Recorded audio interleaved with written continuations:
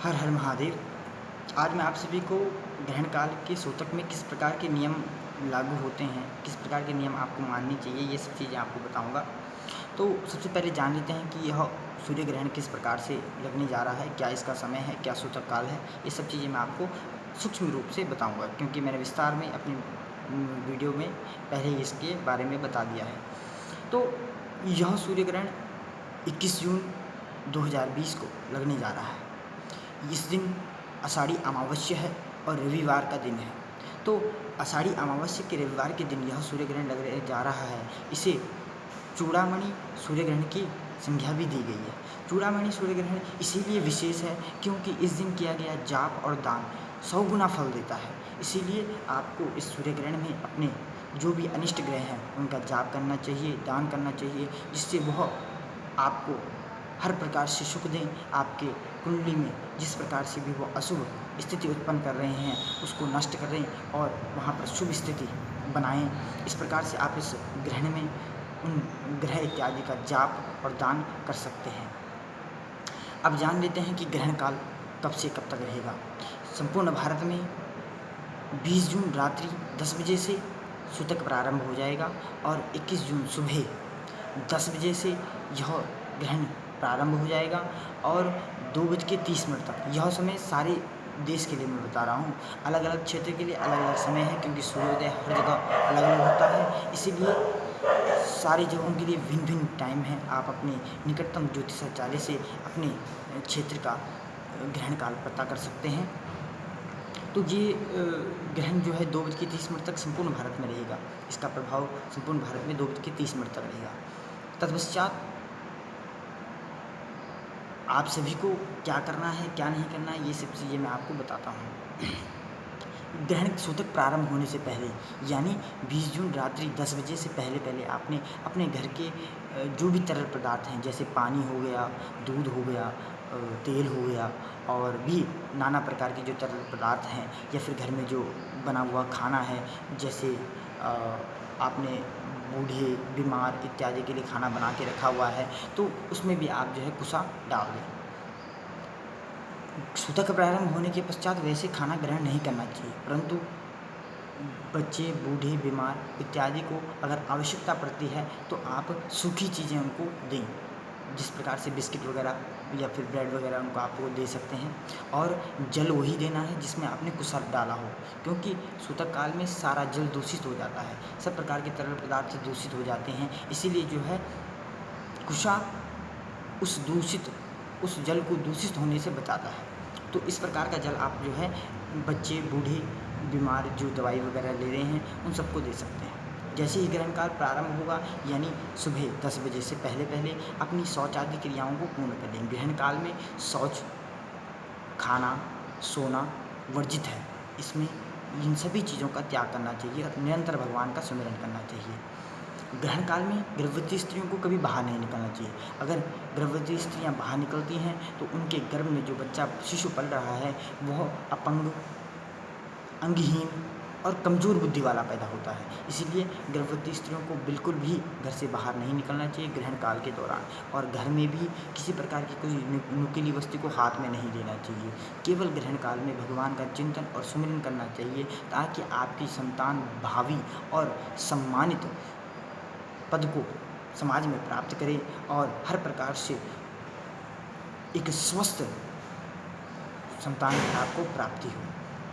इसी प्रकार से जो है भगवान की मूर्तियों संबंधी भी एक नियम है कि सूतक प्रारंभ होने से पहले ही आप अपने भगवान की पूजन इत्यादि कर दें, और उसके पश्चात जो है जैसे ही सूतक प्रारंभ होता है यानी 10 बजे से पहले अपने घर में जितनी भी मूर्तियां भगवान की हैं सबको ढक दें, क्योंकि ग्रहण काल में भगवान का स्पर्श करना निषेध माना गया है। भगवान का स्पर्श नहीं करना चाहिए। इसीलिए जो है भगवान की सारी मूर्तियों को आप ढक देंगे और जैसे ही ग्रहण खत्म होगा तत्पश्चात भगवान को स्नान आदि करवा के भगवान का पूजन करने के पश्चात ही खाना ग्रहण करेंगे। विशेष रूप से 10 बजे के पश्चात आपने खाना नहीं खाना है। सुबह की जो 10 बजे है 21 जून की, जब से ग्रहण प्रारंभ होगा खाने का त्याग करें। सोना नहीं है जब तक ये ग्रहण काल चल रहा है, और शौच आदि क्रियाओं को कंट्रोल में करना है। इससे पहले ही आप जो है सारी अपनी क्रियाएं निपटा सकते हैं। अब सवाल आता है कि किस प्रकार से आप इस ग्रहण के प्रभाव को जो आपकी राशि में पड़ रहा है, जैसे कि मैंने बताया मिथुन राशि वालों के लिए यह बहुत ही कष्टकारी है और वृश्चिक राशि वालों के लिए भी यह बहुत कष्टकारी है। तो मिथुन और वृश्चिक राशि वालों के लिए यह ग्रहण बहुत ही ज़्यादा कष्टकारी सिद्ध होगा।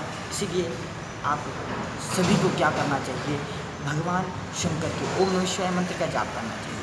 ओम नमः शिवाय मंत्र के जाप से ही आप सारे विघ्न बाधाओं से दूर हो जाते हैं। क्योंकि ग्रहण के संबंधी एक कथा भी आती है कि जब राहु केतु देवताओं के साथ मिलकर अमृत को ग्रहण कर रहे थे, तो भगवान सूर्य नारायण और चंद्रमा ने उनको देख लिया था। तो चंद्रमा और सूर्य नारायण ने ही उनके बारे में भगवान नारायण को जानकारी दी, और जैसी जानकारी दी वैसे ही भगवान ने अपना सुदर्शन चक्र निकाल कर उनका गला काट दिया। तो तब ये भगवान शिव जी के पास गई और शिव जी के पास जाकर इन्होंने कहा कि हम पे इस प्रकार का अत्याचार हुआ है प्रभु, हमारे लिए अब क्या साधन है, किस प्रकार से हम मान प्रतिष्ठा को प्राप्त कर पाएंगे, क्योंकि हमारा सर और धड़ अलग अलग हो चुका है। तो भगवान ने इस प्रकार से उनको ग्रह की उपाधि दी और यह भी वरदान दिया कि आप सूर्य और चंद्रमा को एक विशेष समय पे ग्रसित कर सकते हैं, आप उनकी महल की सारी चीज़ों का उपभोग कर सकते हैं। तभी से यह ग्रहण प्रारंभ हुआ और सूर्य चंद्रमा की गलती के कारण उन्हें यह असहनीय कष्ट को भोगना पड़ता है। अब बात करते हैं कि जो सिद्धि करने वाले हैं, सिद्धि वाले किस प्रकार से जो है सिद्धि कर सकते हैं इस ग्रहण काल में। सिद्धि वालों के लिए विशेष यह है कि आप सूतक से पहले ही स्नान इत्यादि कर दें और सूतक काल से लेकर जब तक ग्रहण खत्म नहीं हुआ तब तक जिस भी मंत्र का आप सिद्धि करना चाहते हैं उस मंत्र का जाप करें, निरंतर ही उसका जाप करना है। बीच में आपको जल इत्यादि ग्रहण नहीं करना है और किसी प्रकार से आपको उठने की भी इजाज़त नहीं है। आप केवल वहाँ पर बैठकर इस समय में जो सूतक काल से लेके और भगवान के जब तक भगवान इस ग्रहण से मुक्त नहीं हो जाते तब तक आपको जो है जाप करना है। जाप में विशेष ध्यान रखें कि जो भी व्यक्ति ग्रहण काल में जाप कर रहा है, चाहे वो सिद्धि के लिए ना कर रहा हो, भगवान के कल्याण के लिए कर रहा हो, भगवान के जो कृपा प्राप्ति के लिए कर रहा हो, तो उसको क्या करना है, जल का उपयोग बिल्कुल नहीं करना है और मानसिक जाप करना है। यानी आपका मंत्र मुंह से बाहर नहीं निकलना चाहिए, क्योंकि जब तक आचमनी इत्यादि न की जाए तब तक मंत्र शुद्ध नहीं होता। जब तक आचमनी इत्यादि करके जो है मंत्र न बोला जाए तब तक वह मुंह से निकला हुआ मंत्र शुद्ध नहीं होता, न ही प्रभावशाली होता है। इसलिए मन के अंदर ही आचमनी करें और मन के अंदर ही भगवान का सिमरन करें, भगवान के मंत्र का जाप करें।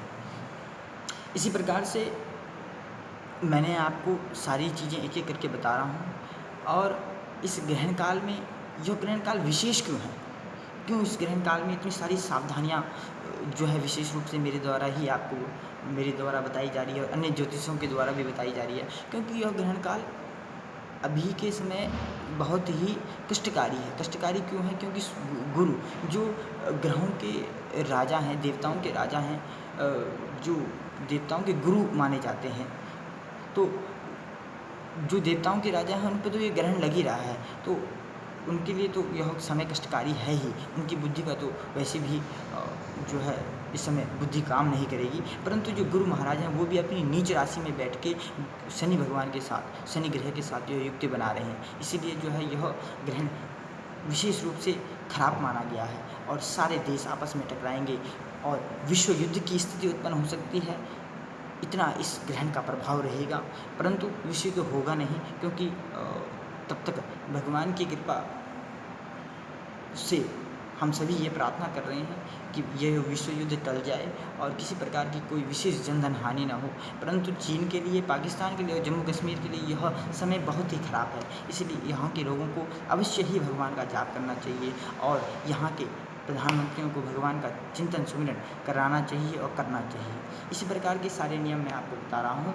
और अगर आपको किसी प्रकार की कोई इस वीडियो में असुविधा होती है, किसी प्रकार की कोई चीज़ें समझ नहीं आती है, तो नीचे डिस्क्रिप्शन में अपना नंबर मैं दे रहा हूँ और उस पर आप संपर्क करके अपनी दुविधा का, अपने प्रश्नों का उत्तर पा सकते हैं।